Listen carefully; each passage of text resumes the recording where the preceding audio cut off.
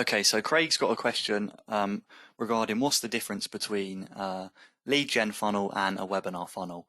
So a lead gen funnel is pretty much what we just built at the moment.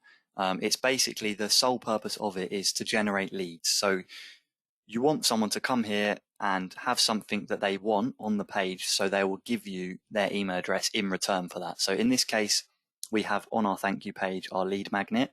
And what we're getting by giving the user that is their email address. That is then generated a lead, and we can then market emails to them. And then we're going to get then a more streamlined list of leads. So people might respond. If they don't, they're probably not as good a lead as we thought at first. If they do, we've got them, then we can maybe add them to another list and send them more targeted emails.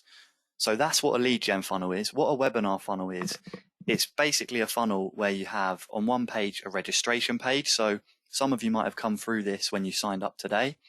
And then once you've done that, you'll be sent to a number of different pages. So I can show you our auto webinar funnel on Convertri now.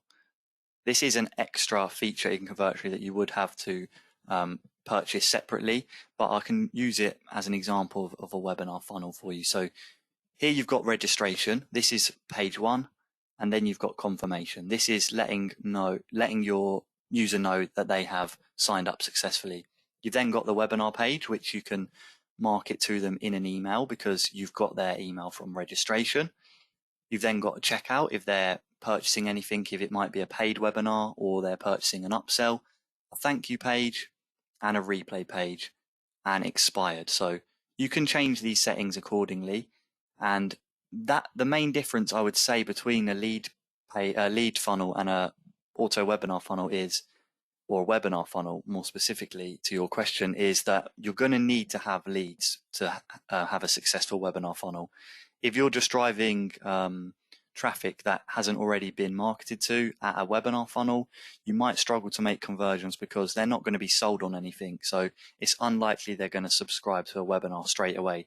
You're going to need to introduce them to whatever you're selling, your niche. And the best way to do that is with a lead gen funnel like we built today. So something as simple as what we built today is the best funnel that I would say, as you've asked there, Craig, for networking, for growing your subscriber list. So if you're looking for one to start with, I'd definitely start with a lead gen funnel.